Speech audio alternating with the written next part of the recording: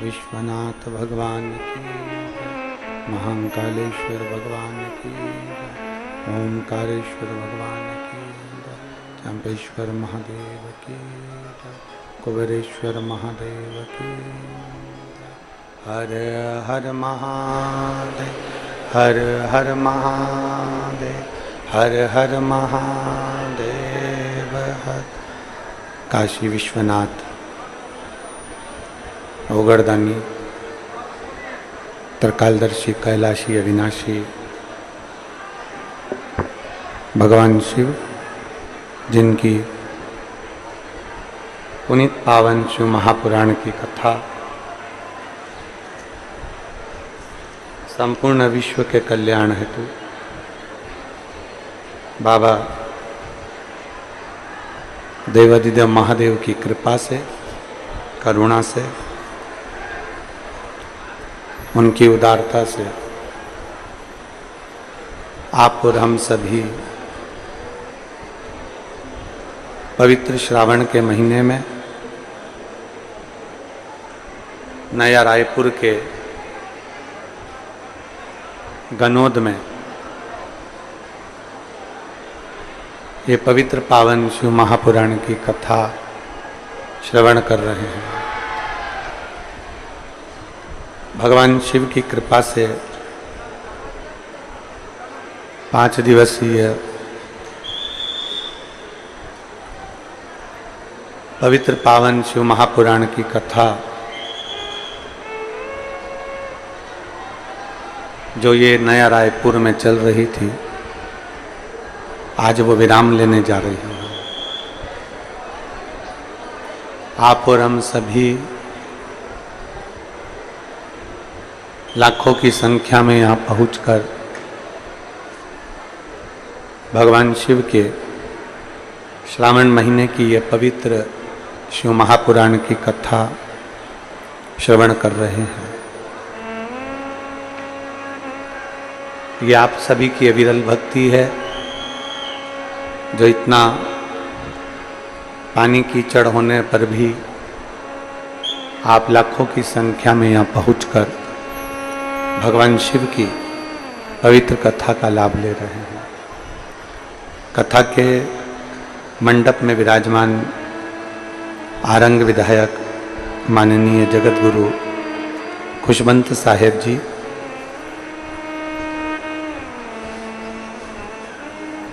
एक बार विधायक जी के लिए भी जोरदार ताली बजाकर साधुवाद, जिन्होंने इस पवित्र कथा में अपना समय भी और अपना पूर्ण योगदान दिया है। ये पवित्र कथा सीहोर से लेकर तो श्री राकेश देवांगन जी आए थे और कहीं ना कहीं किसी न किसी रूप में बाबा देवादिदेव महादेव ने श्री चंद्रकांत जी, श्रीमती पद्मनी साहू जी, श्री भूपेंद्र श्रीमती भुवनेश्वरी साहू जी, श्री चंद्रशेखर श्रीमती रोहिणी साहू जी, श्री धनेन्द्र श्रीमती कुसुम साहू जी, श्री वीरेंद्र श्रीमती वर्षा साहू जी, गनौद रायपुर वालों को ये पद यजमान का प्राप्त हुआ। एक बार जोरदार ताली बजाकर इनके लिए साधुता है। शिव कृपा से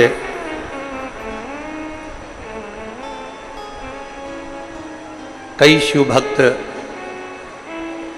ये कथा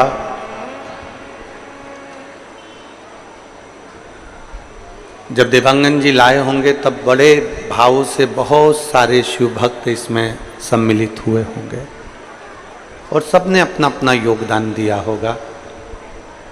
किसी कारणवश कथा वहाँ ना होकर गनौद में हुई तो ये मानकर चलिए कि गनौद वालों का कोई पूर्वजों का कोई आशीर्वाद, कोई पुण्य रहा होगा जो कथा यहाँ होगा।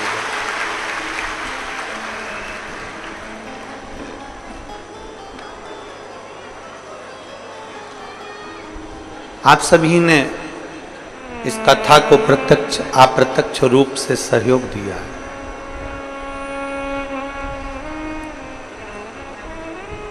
आप सबका एक प्रेम, आप सबका एक स्नेह इस कथा में मिला है, तभी तो लाखों की संख्या में भक्त यहां पहुंच गए।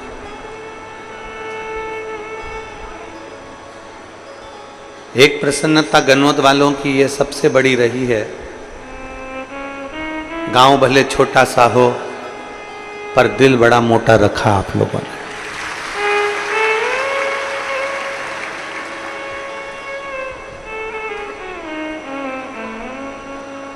कई गनौद की माताओं ने अपने अपने घर से बड़े बड़े बर्तन लाकर यहाँ कहीं भोजन बनाकर भक्तों को पवाया। जब बीच में शुरू के 1-2 दिन भोजन व्यवस्था गड़बड़ हुई तो क्षेत्रवासी ही नहीं, संपूर्ण क्षेत्रवासी इसको अपने भाव से संजोए। शिव परीक्षा बहुत लेते हैं। परीक्षा केवल आपकी ही नहीं होती, परीक्षा सीहोर वाले महाराज की भी बहुत होती है। शंकर परीक्षा बहुत लेते हैं।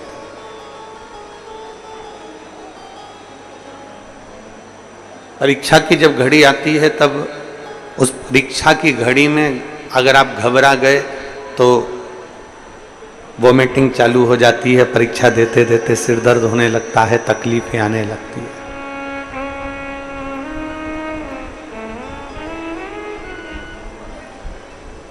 फिर वो परीक्षा की घड़ी जब निकल जाती है और आपने अच्छे से परीक्षा दी है तो ये निश्चित है उसका रिजल्ट भी अच्छा ही आता है।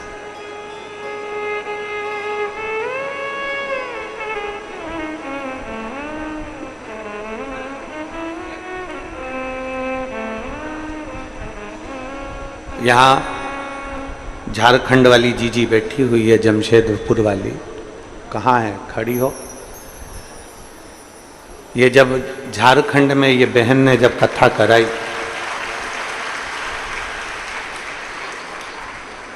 जमशेदपुर और एक और कोई जिला था उसके बीच में कथा चल रही थी, उसके बीच में यहाँ की प्रशासन पुलिस बोले कि हमारे जिले में नहीं और वो पुलिस बोले कि हमारे जिले में नहीं।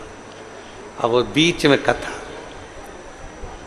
पर ये बहन ने हिम्मत नहीं आ रही, सीहोर जाकर इसने कथा ली और कथा लेने के बाद सारे क्षेत्रवासियों ने कहा कि इतना बड़ा पंडाल लगा दिया आपने, झारखंड में तो इतनी बड़ी कथा कभी हुई नहीं।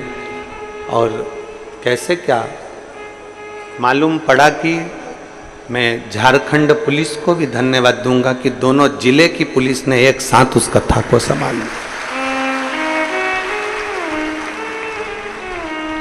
साधुता है इसके लिए, मैं धन्यवाद देता हूं बहन आपको, बहुत बहुत साधु।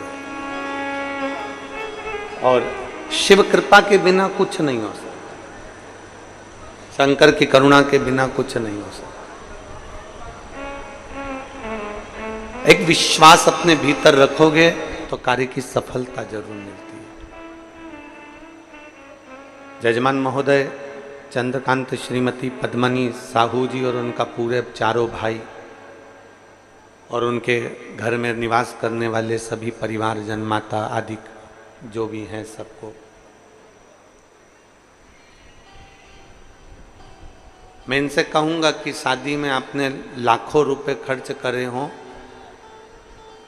बहू भी अच्छी लाए हो, बेटा भी अच्छा है, पोता पोती सब अच्छे हैं, सब कुछ अच्छा है, पर शादी में जो तुमने खर्च करा वो वापिस तुम्हारे पास में नहीं आएगा। पर तुमने जो शिव महापुराण में अगर थोड़ा खर्च करा है तो उसको 1 साल के अंदर दुगना और चौगुना कर कर बाबा दे देगा।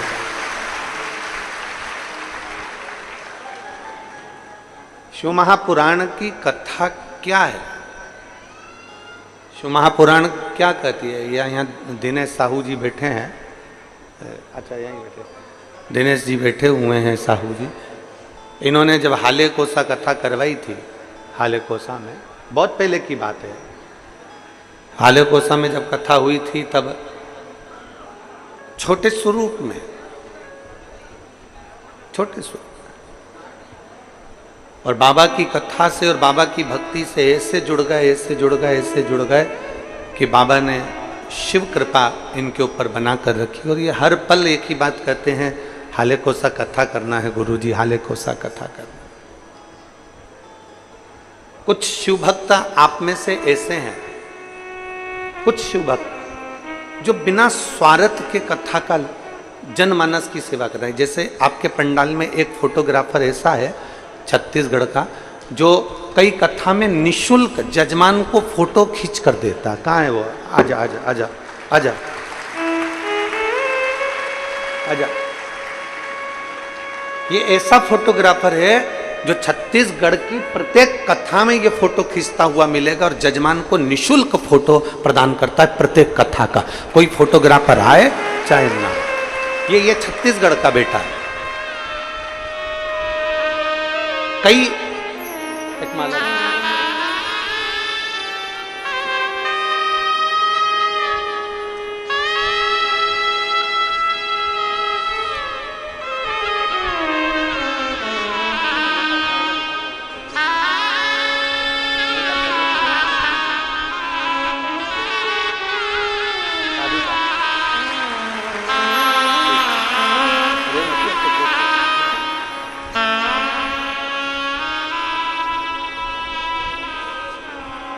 ये ऐसा बेटा है जो छत्तीसगढ़ में जब से कथा हो रही है प्रत्येक जजमान को अपनी तरफ से फ्री फोटो खींच कर दे देता है।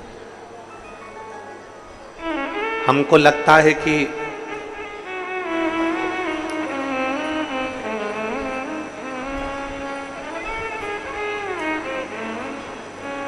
जैसे राम जी को जिसके पास जो होता था वो दे देते थे, जिसके पास में फल होता था तो फल, फूल होता था तो फूल, और भोजन होता था तो भोजन दे देते थे। ऐसा छत्तीसगढ़ हमारा, ये छत्तीसगढ़ महतारी ऐसी है जिसमें जन्म लेने वाला एक एक बच्चा बच्चा शिव के लिए समर्पित है।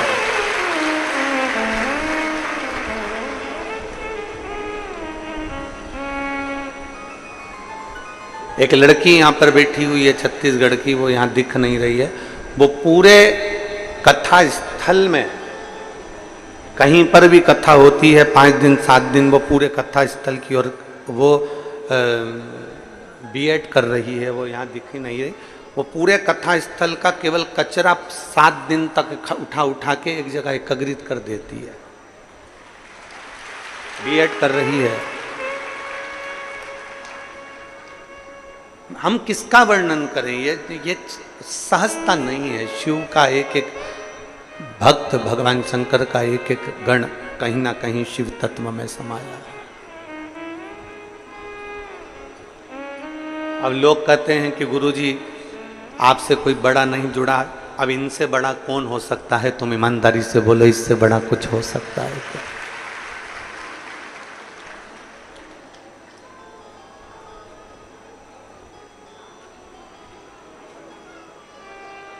देवताओं में और शिव में एक अंतर बहुत बड़ा है।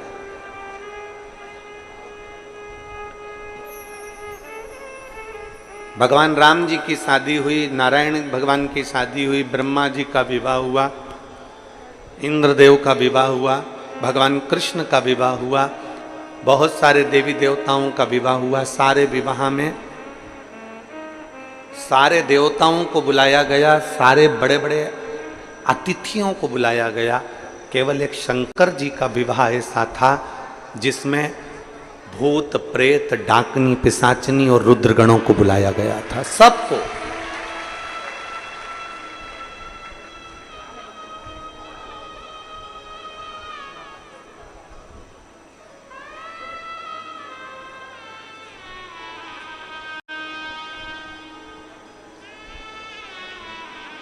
भगवान शंकर की शादी में डोनेशन नहीं, इनविटेशन दिया गया था।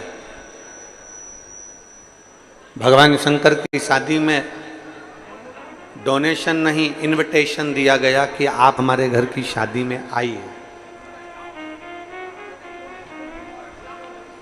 और आपसे भी निवेदन है मेरा, हम इस व्यासपीठ से आपसे कहेंगे कि आप शिव जी के मंदिर में जब भी जाओ तो कुछ देव चाहे मत दो, पर निमंत्रण जरूर दो। किसको? जम के बोलो, निमंत्रण किसको? देव अधिदेव महादेव।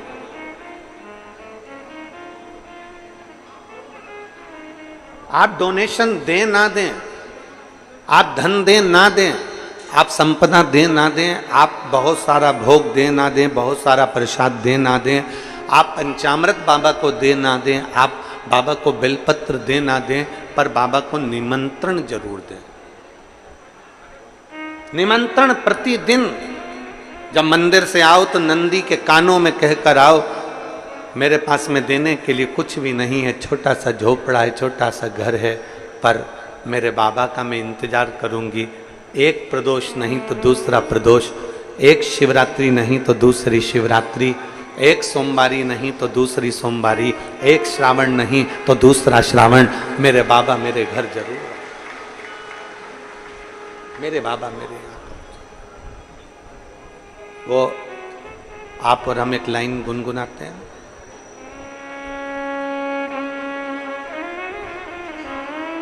कभी फुर्सत हो तो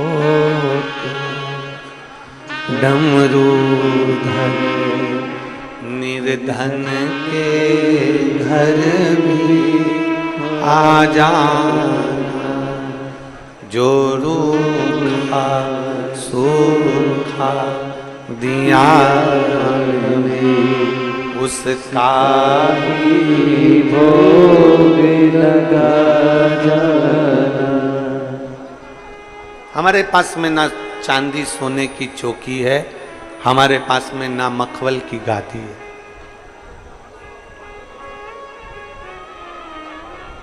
तेरे भक्त बैठे काय पर हैं?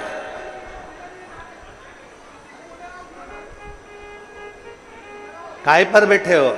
आप सबने अपना अपना पन्नी पॉलीथिन बिछा बिछा कर, बोलो सही है कि गलत है? अपना अपना घर से एक एक पन्नी, एक एक पॉलीथिन, एक एक कुछ आसन लेकर आ गए, दरी लेकर आ गए, उसको बिछा कर बैठे हो। मेरे पास में चौकी नहीं,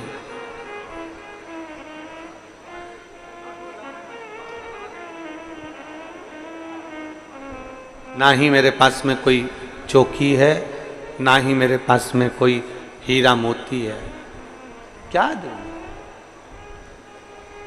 ना चौकी लगा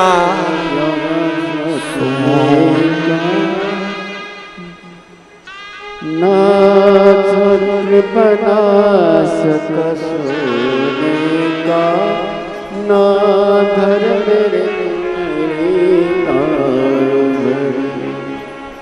जो का सूखा दिया हमें उसका भी भोग लगा। मेरे शंभू, आप लोगों से हम हमेशा कहते हैं कि अपने साथ एक छाता लेकर आओ, एक बिछाने का आसन लेकर आओ, पानी की बोतल लेकर आओ, जिससे भोले बाबा को भी मालूम पड़े। मेरा खुद तो बिछोना धरती पर, तेरी चौकी लगाऊं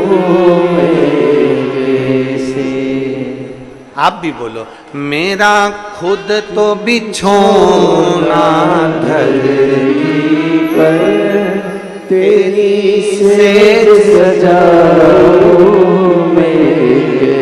से। कभी फुर्सत हो तो डमरू निर्धन आ जाना, जो रूठा सूखा दिया हमें उसका भी भोग लगा जाना। जो तुमने दिया है हम वही समर्पित कर।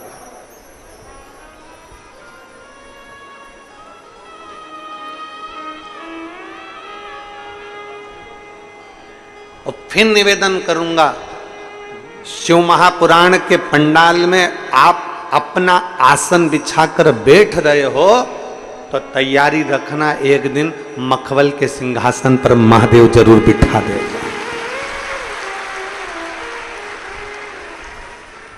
वो कब उठाता है, कहां बिठाता है, कैसे उठाता है, कैसे बिठाता है, ये किसी को नहीं मालूम पड़ता, किसी को नहीं मालूम पड़ता।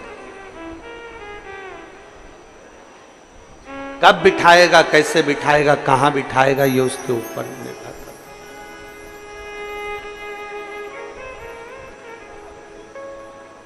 बस उसका भरोसा समुद्र की लहरों जैसे बनो और समुद्र के जल जैसे मत बनो। समुद्र की लहर कैसी होती है? अमावस्या आती है, जब अमावस्या आती है तो समुद्र की लहर नीचे थमती है। पूर्णिमा आती है तो समुद्र की लहर उछलती है, जिसको ज्वार और भाटा कहा जाता है। समुद्र की लहर जैसे बनो। समुद्र की लहरें अमावस्या आती है तो नीचे हो जाती हैं और पूर्णिमा आती है तो उछल जाती हैं। समुद्र की लहर जैसे बनो कि चंद्रमा को प्रकाशित होते हुए देखकर समुद्र की लहरें उछलती। सुख में तुम्हारा सुख होना चाहिए। पड़ोसी का बेटा डॉक्टर बन गया, तुम्हें ज्यादा प्रसन्नता होना चाहिए कि हमारे पड़ोसी का बेटा डॉक्टर बन गया। पड़ोसी की यहाँ पर 4 व्हीलर गाड़ी आ गई, तुम्हें सबसे ज्यादा प्रसन्नता होना चाहिए कि हमारे पड़ोसी के घर में 4 व्हीलर गाड़ी आ गई। अपनी समाज का कोई व्यक्ति बहुत आगे बढ़ रहा है, तुम्हें प्रसन्नता होना चाहिए कि हमारा समाज का कोई व्यक्ति आगे बढ़कर बैठा है।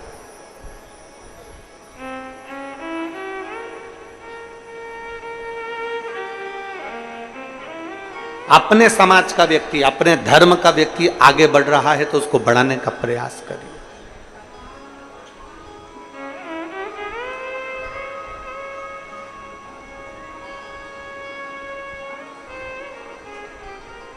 पर हमारी आदत ऐसी है कि हम अपनी समाज के, अपने धर्म के, अपने सनातन धर्म के व्यक्ति का पांव खींचते हैं। कोई धर्म ऐसा नहीं है कि अपने धर्म के व्यक्ति का पांव खींचता हो। केवल एक अपना व्यक्ति एक ऐसा है जहां पर लोग आगे बढ़ रहे हैं तो पांव खींचने का प्रयास करें। हम क्यों नहीं प्रयास करें कि हम आगे बढ़ाएं?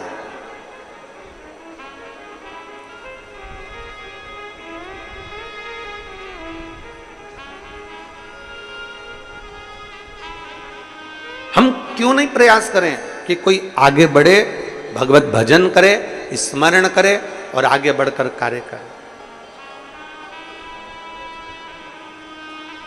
प्रयास करो। हम जिस कुल में जन्मे हैं, हम जिस समाज में जन्मे हैं, हम जिस अपनी समाज के अंतर्गत, अपने कुल के अंतर्गत कोई बढ़ रहा है, उसको बढ़ाने का प्रयास करेंगे, उसको आगे तक लेकर जाएंगे। हमें पाँव नहीं खींचना। हमारी बहू को नहीं आता ना कुछ, हम सिखाने का प्रयास करेंगे। सीख जाएगी तो उसके लिए काम आएगा, ना सीखेगी तो उसकी मर्जी। पर हम उल्टे हैं।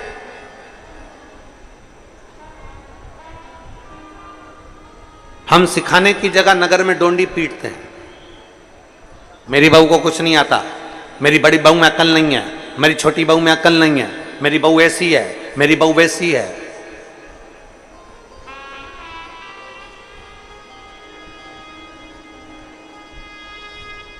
किसी के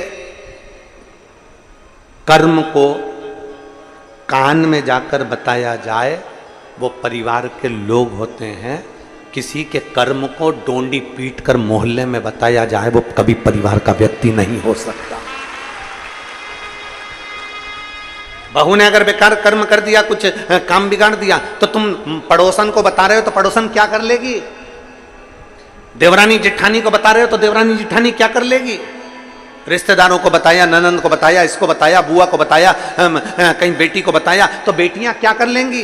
बहू अगर गलत कार्य करी है तो बहू के कानों में जाकर बोलो, बेटा तूने ये गलत कर दिया, बेटा तू अपने आप को सुधरने का प्रयास करना। पर हमारी आदत ऐसी है, बहू अगर गलत करती है तो हम अपने रिश्तेदारों को, पड़ोसियों को, नातों को, रिश्तों को, कुटुंब को, सबको डोंडी पीट पीट के बताते हैं, फोन लगा लगा के बताते हैं, रिश्तेदारों को कह कह कर बताते हैं कि ऐसा हो गया। जिसकी गलती है उसके कान में जाकर कहो ना।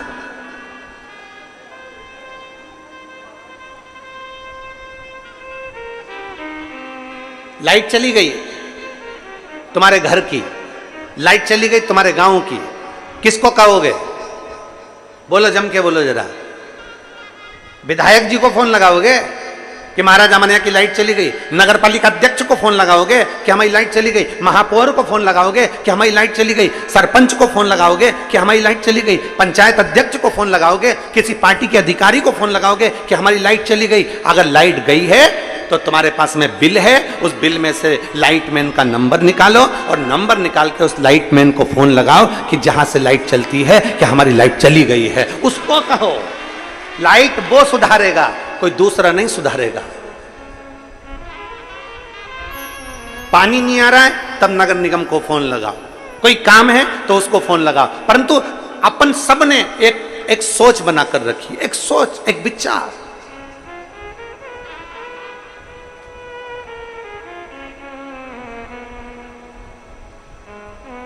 विदेश में अगर लाइट जाती है तो लाइटमैन को फोन लगाया जाता है। विदेश में लाइट जाती है तो लाइटमैन को जाकर फोन लगाया जाता है, विद्युत विभाग को फोन लगाया जाता है। एक हम हैं, अपने यहाँ की लाइट जाती है तो हम पड़ोसी के घर में जाकर देखते हैं तेरी है कि नहीं है।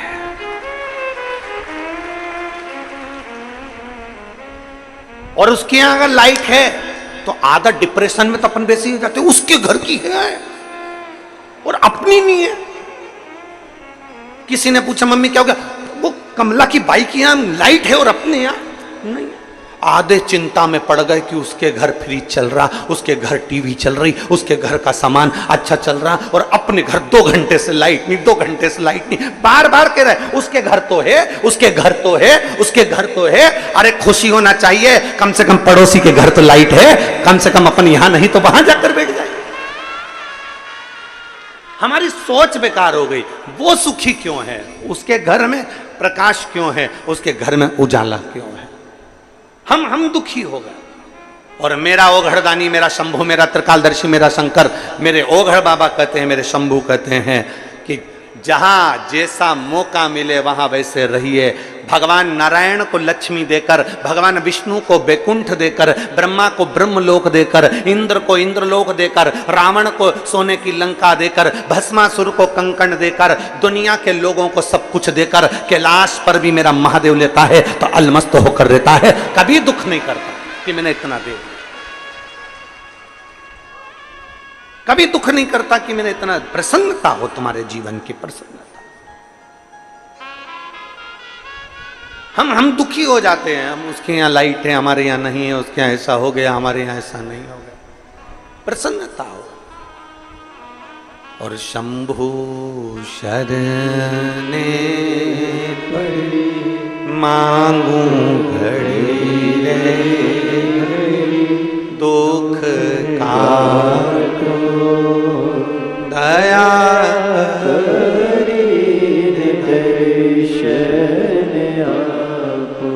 शंभु शरणे पड़ी मांगू घड़ी रे, दुख काटो दया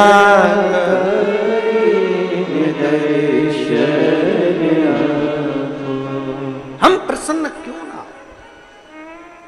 समुद्र की लहरें उछलती है, अमावस पर धीमी हो जाती है, पूर्णिमा पर उछल कर आगे बढ़ जाती है। समुद्र की लहर जैसे बन जाओ।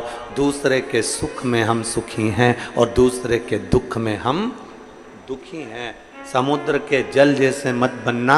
समुद्र का जल खारा होता है, अपने हृदय को इतना खारा मत बना लो, अपने आप को इतना खारा मत बना लो कि कोई पी ना सके। अपने आप को इतना क्रोधी, अपने आप को इतना चिड़चिड़ा, अपने आप को इतना अहंकारी, अपने आप को इतना अहमवान मत बना लो कि कोई आपके पास में आ ना सके, आ ना सके। माता यशोदा जी ने कन्हैया के ऊपर छड़ी उठाई, क्रोध किया। माता यशोदा जी जब कन्हैया पर क्रोध करी ना, कन्हैया भागे, मेरा ठाकुर आगे आगे भागे, यशोदा जी पीछे पीछे भागे। यशोदा जी के हाथ कन्हैया नहीं है।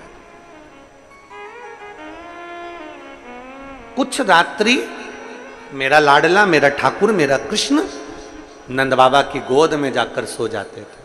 मैया के पास नहीं है। नंद बाबा ने पूछा, कन्हुआ ए कन्हैया, यशोदा जी के पास क्यों नहीं जाता, मैया के पास क्यों नहीं जाता? मैया क्रोध करती है, मैया क्रोध करती है। परम भगवदीय वैष्णव का लक्षण यही है, एक श्रेष्ठ भक्त का लक्षण यही है, एक श्रेष्ठ शिव भक्त का लक्षण यही है कि वो कभी क्रोध ना करे। क्रोध करेगा तो भगवान उससे दूर हट जाएगा, क्रोध करेगा परमात्मा थोड़ा दूर चले जाएगा। प्रसन्न रहो, प्रसन्न।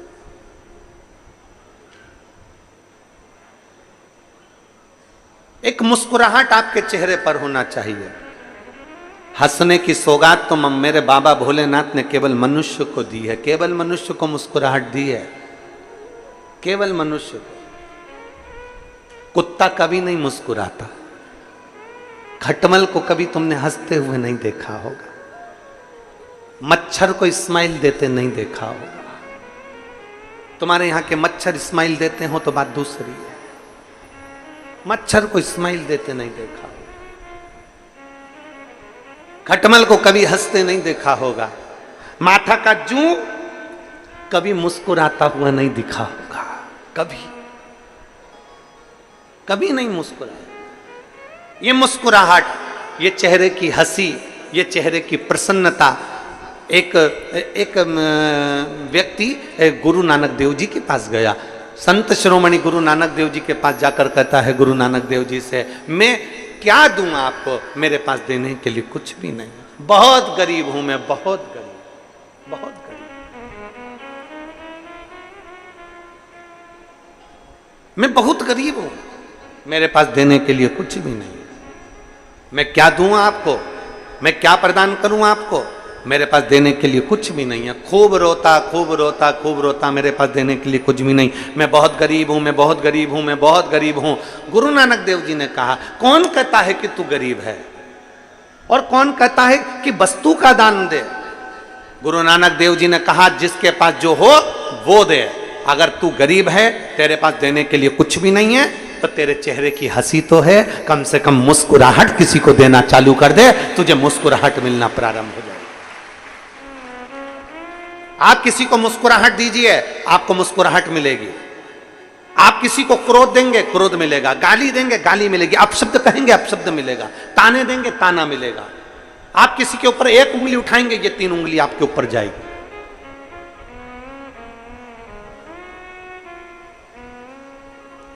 कई घर की माताएं ऐसी होती हैं जिनके चेहरे पर बिल्कुल हंसी नहीं होती है। कई पुरुष ऐसे होते हैं, कई जीजी ऐसी होती हैं, कई जीजा ऐसे होते हैं जिनके चेहरे पर स्माइल नहीं होती। जब भी वो रहेगी तो इतने गुस्से में रहेगी, उसके चेहरे पर मुस्कुराहट आती नहीं, उसके चेहरे पर प्रसन्नता आती नहीं।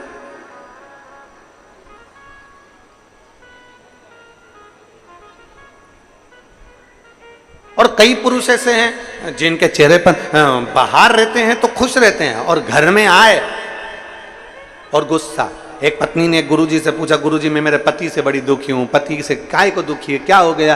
तो कहने लगे, मेरा पति बाहर रहता है ना तो सब तारीफ करते हैं, तुम्हारा पति बहुत अच्छा है, बहुत अच्छा नेचर है, बहुत गुड नेचर, तेरे पति का गुड नेचर बहुत बढ़िया। और घर में आते हैं ना तो इतना गुस्सा करते, इतना गुस्सा करते, पूछो मत ही। गुरुजी ने कहा, एक काम कर, तेरे पति को लेके आ। अब वो अपने पति को लेकर आ गई। गुरुजी को पति ने प्रणाम करा और इतने में गुरुजी ने कहा, एक बात बता कि सारे मोहल्ले के लोग तेरी तारीफ करते हैं, सारी दुकान के लोग तेरी तारीफ करते हैं, सारे नौकर तेरी तारीफ करते हैं, और तू घर में आकर इतना गुस्सा क्यों करता है? तो इतने में पति बोला, पहले इसको बाहर निकालो फिर बताऊंगा। पहले मेरी पत्नी को बाहर निकालो फिर बताऊंगा मैं गुस्सा क्यों करता हूं। गुरुजी ने उसकी पत्नी से कहा, चल तू बाहर निकल। पत्नी बाहर निकली। फिर गुरुजी ने पूछा, ये बता, सारे लोग तेरी तारीफ करते हैं, तू घर में आके इतना गुस्सा क्यों करता है? इतने में तुरंत उसका पति बोला, महाराज जी पहले मैं घर में गुस्सा नहीं करता था, क्रोध नहीं करता था, जब भी दुकान से आता था बैग रखता था और इतनी देर में ये कुछ ना कुछ फरमाइश कर देती थी। देखो दूध की थैली लिया, देखो ये लिया, देखो वो लिया, देखो ये कर लो, देखो बच्चों की फीस जमा कर दो, देखो बच्चों के लिए ये कर दो, देखो ये कर लो। बस ये फरमाइश रखती थी। एक दिन मुझे गुस्सा आ गया और जो गुस्सा आया इसने बोलना बंद कर दिया। उस दिन से मैंने समझ लिया कि घर पर जब भी आऊंगा गुस्सा करूंगा तो ये कुछ बोलेगी नहीं।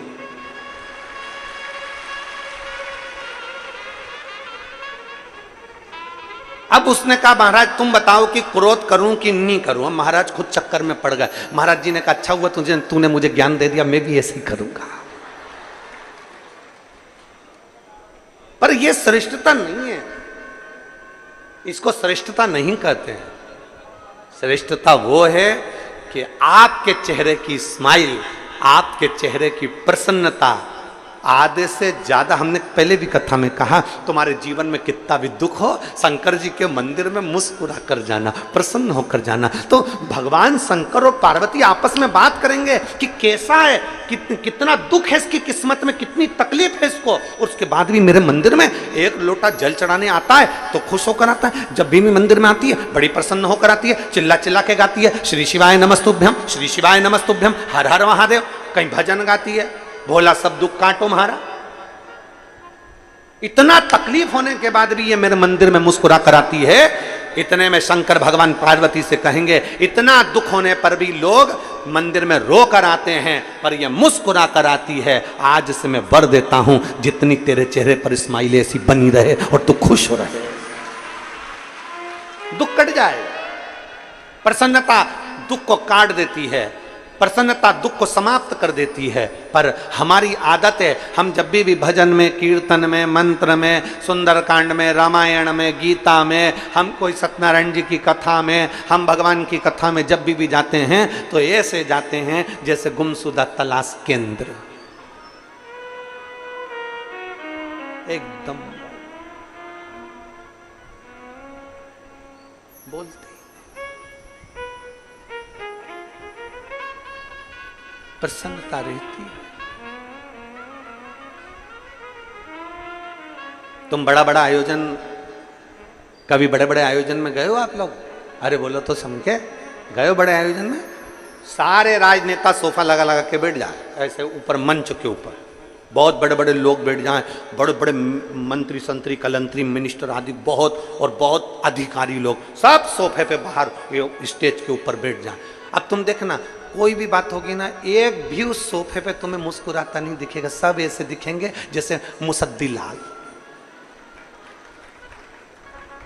सब चुप मौन। आयोजन में आए हो, इतनी पब्लिक के सम्मुख में पहुंचे हो, तुम किसी भी पद पर हो, कुछ नहीं दे सकते, अपने चेहरे की स्माइल दीजिए। लोगों को अगर स्माइल भी दे दी तो वो प्रसन्नता तुम्हें मिलती है, वो प्रसन्नता दीजिए,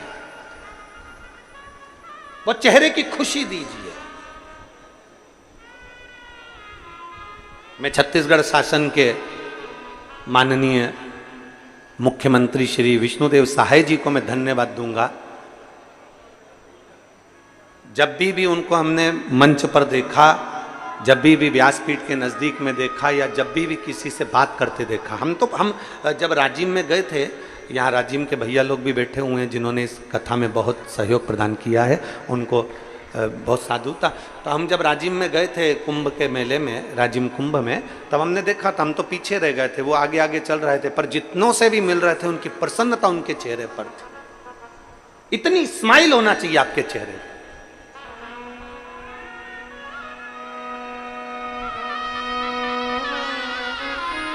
इतनी प्रसन्नता आपके चेहरे पर होना चाहिए, आपकी स्माइल देखकर लोग, किसी को कुछ नहीं दे सकते, प्रसन्नता दीजिए। शिव महापुराण की कथा कहती है चावल दिया तो चावल मिलेगा।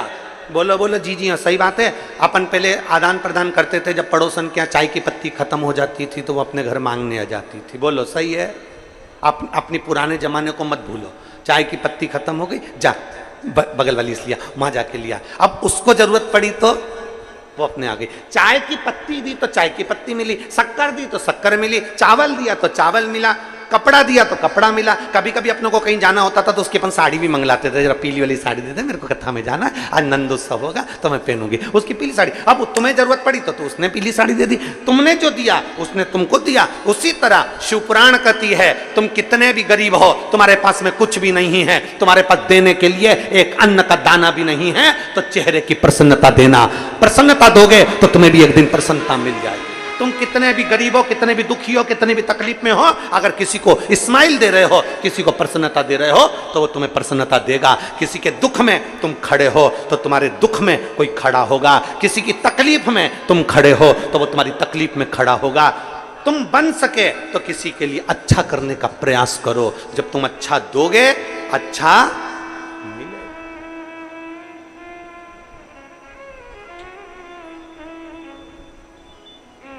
पर तुम देने को तैयार कहां? मेरा खुद तो बिछोना धरती पर, तेरी सेज सजाऊं।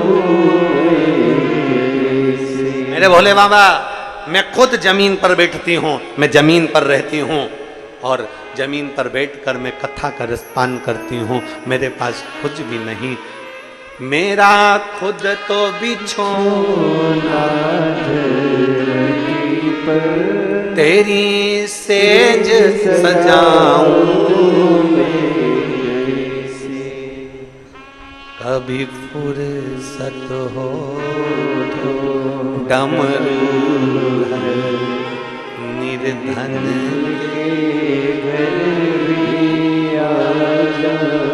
तुम भगवान को मंदिर में कुछ देव ना देव, पर जरूर देना इनविटेशन, मतलब निमंत्रण। किसको बोलोगे? नंदी को। शंकर जी को हाथ जोड़कर प्रार्थना कर कर आना। रोज घूमने जाते हो, शाम का समय तुम्हारा रोज भ्रमण का है। 33 कोटि देवता में केवल एक देवता ऐसे हैं जो अपनी धर्म पत्नी के साथ रोज भ्रमण पर जाते हैं। भगवान नारायण लक्ष्मी जी के साथ रोज घूमने नहीं जाते, भगवान ब्रह्मा ब्रह्माणी के साथ रोज घूमने नहीं जाते, भगवान इंद्र इंद्राणी के साथ रोज घूमने नहीं जाते, 33 कोटि देवता अपनी पत्नी के साथ रोज घूमने नहीं जाते। केवल देव अधिदेव महादेव ऐसे हैं जिनने नंदी को बाहर रखा है, मंदिर से रोज शाम को बाहर निकलते हैं, नंदी पर बैठते हैं और भ्रमण पर चले जाते हैं। ब्रह्मा ब्रह्मलोक में, भगवान विष्णु बैकुंठ लोक में, पर मेरा देवादिदेव महादेव पृथ्वी का देवता है, मृत्यु लोक के देव हैं देवादिदेव महादेव, इसलिए नंदी पर बैठकर भ्रमण के लिए जाते हैं। और किसके यहां भ्रमण के लिए जाते हैं? कौन के यहां जाते हैं? जिसने भाव से दिल से निमंत्रण दिया हो। आप शिव के पास जाकर रोज निमंत्रण दो, आना पड़ेगा। अंत समय प्रभु आना पड़ेगा और वचन दिया निभाना पड़ेगा। आए ना आए प्रभु कुटुंब कबीला अंत समय प्रभु आना पड़ेगा। प्रतिदिन इनविटेशन दीजिए, प्रतिदिन निमंत्रण दीजिए, आना पड़ेगा। कल नहीं आया, परसों आना पड़ेगा, आपको आना पड़ेगा, आना पड़ेगा, आपको पहुंचना पड़ेगा। एक शिव भक्त, काशी में रहने वाला एक शंकर का परम भक्त, शिव का प्रिय भक्त, ब्रह्मचित्त, भगवान देवादिदेव महादेव का परम भक्त ब्रह्मचित्त इंतजार करता भगवान शंकर को, बिना भोग लगाए पाता नहीं, बिना भोग।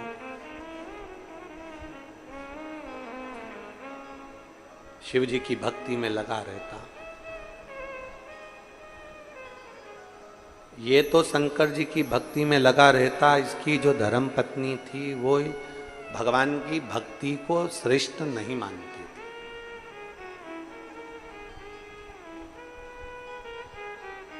थी। ऐसा समय आया, ब्रह्मचित्त भगवान शंकर की भक्ति में लगा, शिव जी की आराधना करता, शंकर का गुणगान करता, शिव को बेलपत्र दुर्वा सब समर्पित करता, श्रृंगार करता।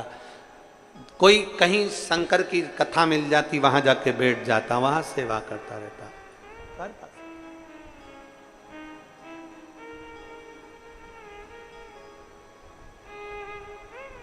अब ब्रह्मचित्त सेवा में लीन रहता तो ध्यान नहीं दे पाता अपनी पत्नी पर, अपनी बच्चों पर। और होता है, शिव महापुराण की कथा कहती है, जो भगवान शंकर की शिव महापुराण को संभालता है,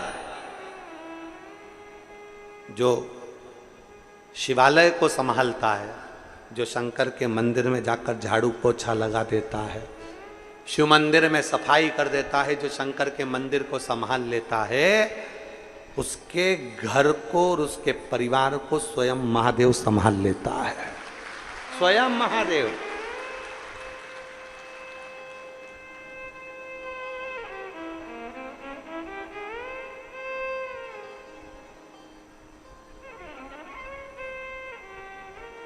आप शंकर को संभालो, आप शंकर का मंदिर संभालो, आप शिव महापुराण की कथा संभालो, आप भगवान की भक्ति संभालो, महादेव तुम्हें संभाले, तुम संभालो उसको।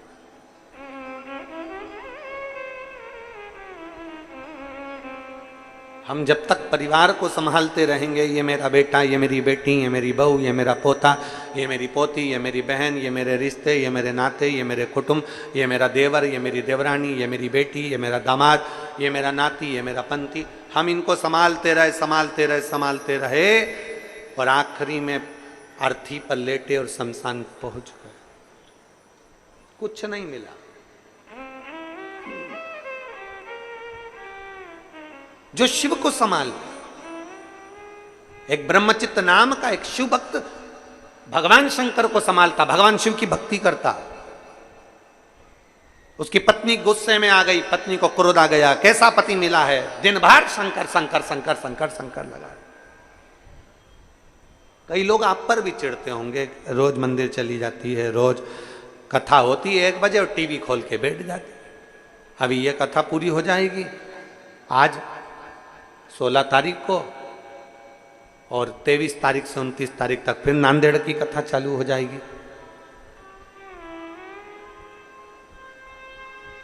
नांदेड़ में जो कथा है, महाराष्ट्र के नांदेड़ में, उस कथा का नाम हमने कुलेश्वर महादेव शिव महापुराण की कथा रखा है।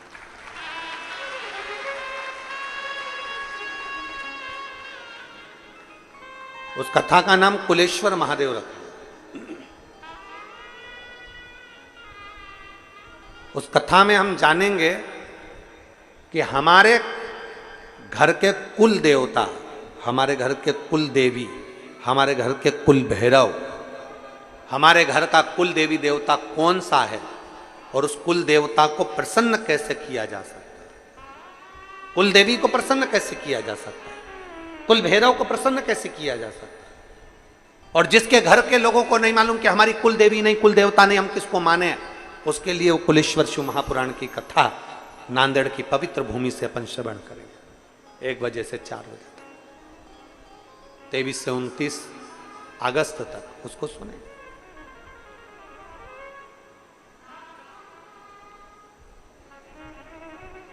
और एक जो कथा है वहां गुड़गांव में 3 सितंबर से 9 सितंबर तक गुड़गांव हरियाणा में जो कथा है, उस कथा का नाम फुलेरा शिव महापुराण की कथा रखी गई है।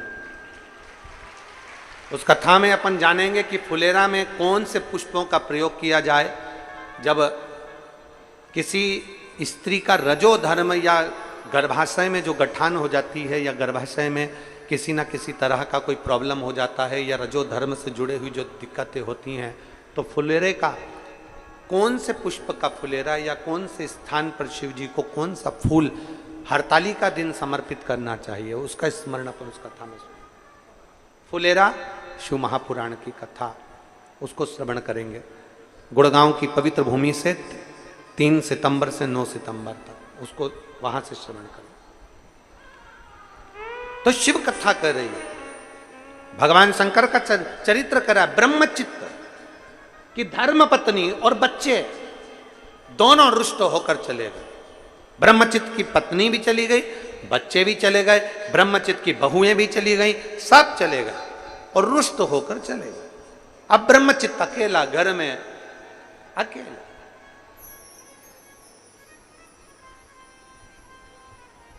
क्या दे वो भगवान शंकर को? रोज मंदिर चले जाए, सेवा करे, अर्चना करे, पूजन करे, पाठ करे, और घर में आए, भोजन बनाए, भगवान को भूख लगे। एक दिन सेवा करते करते करते करते ब्रह्मचित्त जब लगे हुए थे, तब उसकी पत्नी, उसके बच्चे और उसकी बहू बीच मार्ग में शिव मंदिर जाते समय ब्रह्मचित्त को मिल गए, और ब्रह्मचित्त को इतना अपशब्द कहा, इतनी गालियां दी, इतना आड़ा टेढ़ा बोला कि ब्रह्मचित्त की आंखों में जल भर गया। ब्रह्मचित्त रोने लगा, नेत्रों में जल भर गया। पहले भी कथा में कहा, आज फिर कहते हैं, सबको ताना दो चल जाएगा, सबको अपशब्द कह लो चल जाएगा, पर किसी शिव भक्त को कभी ताना मत दो, कभी अपशब्द मत कहो, क्योंकि उसके दिल में शिव बसा होता है, उसके हृदय में शंकर बसा होता है, उसके दिल में शंकर बसा होता है, शिव बसा होता है। जब आप ताना देते हो, गाली देते हो, आड़ा टेढ़ा कहते हो, जो भीतर शंकर है, गाली उसको नहीं पड़ती, उसके भीतर विराजमान उस शिव को पड़ती। मीराबाई के लिए जहर का प्याला भेजा गया था, अमृत किसने बनाया? बोलो, जम के बोलो जरा। गिरधर भगवान कृष्ण ने। मीराबाई के लिए जहर का प्याला भेजा गया, अमृत भगवान कृष्ण ने बनाया। क्यों? मीराबाई के लिए जहर का प्याला भेजा गया, वो मीरा के लिए भेजा गया था, पर मीरा के दिल में तो गिरधर गोपाल बसे हुए थे, कृष्ण बसे हुए थे। भगवान को लगा यहां मीरा के लिए जहर नहीं, यहां मेरे लिए भेजा गया है, क्योंकि मीरा तो भोग लगाकर खाती है।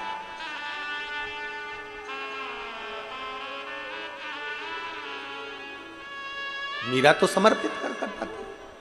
सांप का पिटारा भेजा गया तो भगवान को लगा मीरा तो भगवान को माला पिनाकर फिर पहनती है। जो भेजा गया है वो मेरे लिए भेजा गया है, इसलिए भगवान ने अमृत बना दिया, सांप के पिटारे को फूल की माला बना दी। ये सब कुछ भगवान करते रहे। तो यहां शास्त्र कह रहा है, अगर कोई शिव भक्त को गाली देता है, शिव भक्त पर अपशब्द कहता है, शिव भक्त पर उंगली उठाता है, तो भगवान शंकर उसके दिल में बैठे होते हैं, उनकी भी आंखों में जल भर आता है और उसका जवाब शिव भक्त नहीं देता, उसका जवाब तो एक दिन मेरा ओघड़दानी मेरा शंकर दे ही देता है, आता है। और मेरे बाबा दया करना, मैं तेरे भरोसे, मेरे बाबा दया कर, सब बोलिए, मैं तेरे भरोसे ना घर के भरोसे हूँ, ना परिवार के भरोसे हूँ, ना घर के भरोसे हूँ, ना परिवार के भरोसे हूँ, मेरे बाबा दया करना, मैं तेरे भरोसे हूँ, भोले बाबा दया करना, मैं तेरे भरोसे। आप विश्वास करो, परमात्मा की उस भक्ति पर एक पत्र है,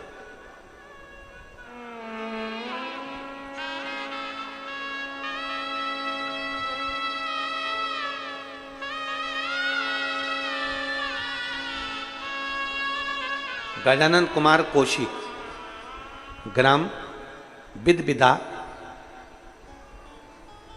पोस्ट आरा सरगांव, जिला मुंगेली, छत्तीसगढ़ का रहने वाला हूँ।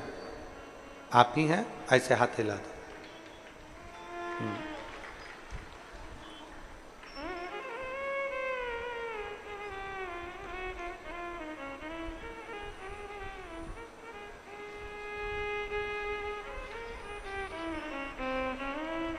आइए एक बेलपत्र ले जाओ, आ जाओ, आ जाइए।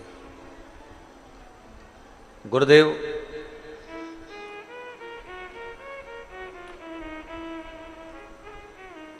मैं गजानन कुमार कौशिक, ग्राम बिदबिदा, पोस्ट आरसर गांव, जिला मुंगेली का रहने वाला हूँ। मेरा मोबाइल नंबर ये है। मेरी धर्मपत्नी सत्यावती कौशिक आस्था टीवी पर आपकी कथा सुनती है। मंदिर जाकर एक लोटा जल चढ़ाना उसने आपकी कथा से सीखा है। मंदिर में झाड़ू लगाना, पोछा लगाना आपकी कथा से प्रारंभ किया है। गुरुदेव,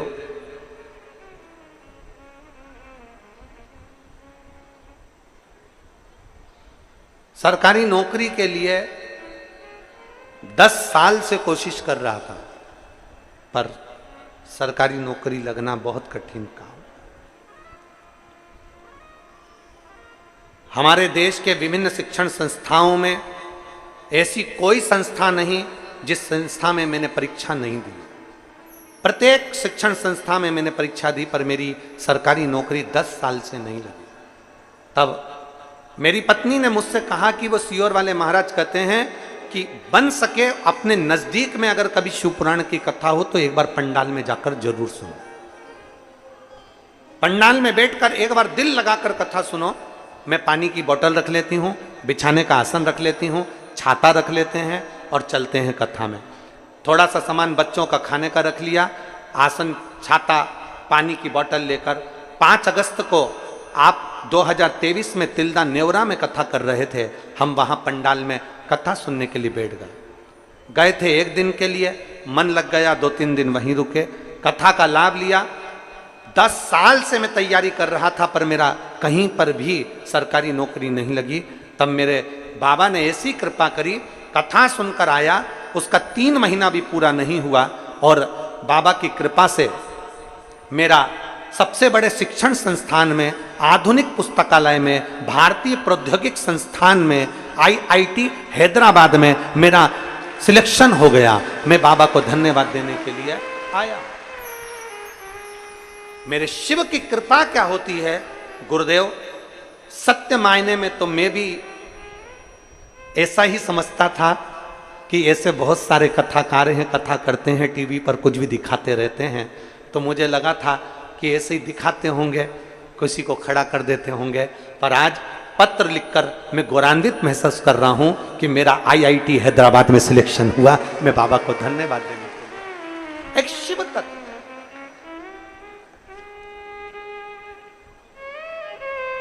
इनका ज्वाइनिंग लेटर भी उन्होंने पीछे लगाया है, शिव की कृपा से। एक शिव तत्व शंभु, और लाइन अच्छी लिखी है, आप और हम सब गुनगुनाए कि लुटा दिया भंडार काशी वाले ने कर दिया माला मान काशी वाले ने।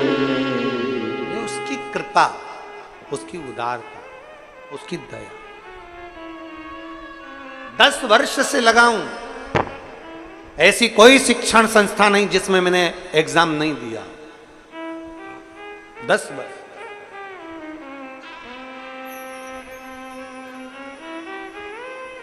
मेहनत।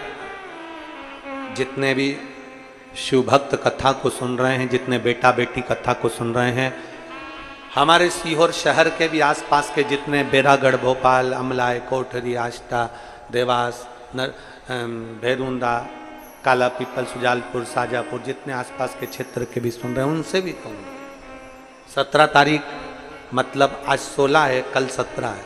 17 तारीख को कावड़ भराएगी बाबा की सुबह 9 बजे।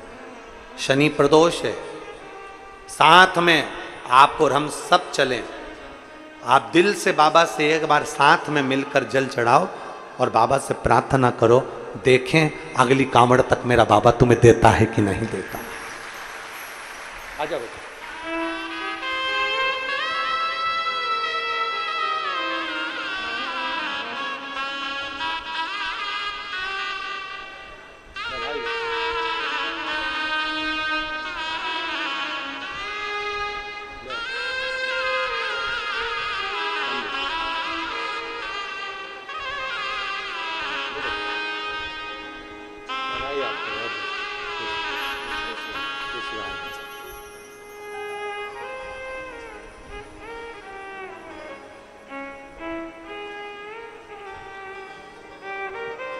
शिव तत्व में,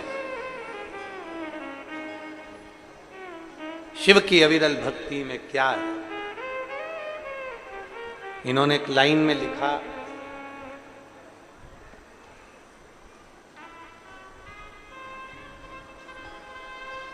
जैसे और आते हैं टीवी पर और बोलते हैं, हम समझे थे कि आपका भी ऐसा ही होगा, पर आपने कहा था पंडाल में बैठकर अगर कुछ मांगा जाता है तो शिव खाली नहीं भेजता, 3 महीने में देता जरूर है।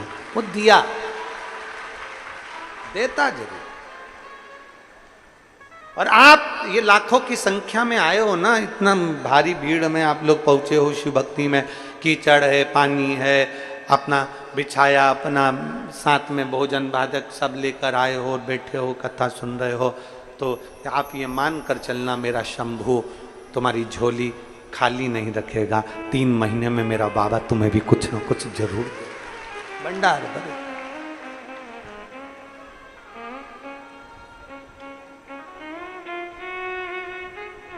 वो खाली नहीं रखता। और जब हमारा विश्वास प्रबल हो जाए, हमारा भरोसा जब प्रबल हो जाए, तो शिव क्या ना है, शिव क्या ना है। शिव क्या ना प्रदान करे।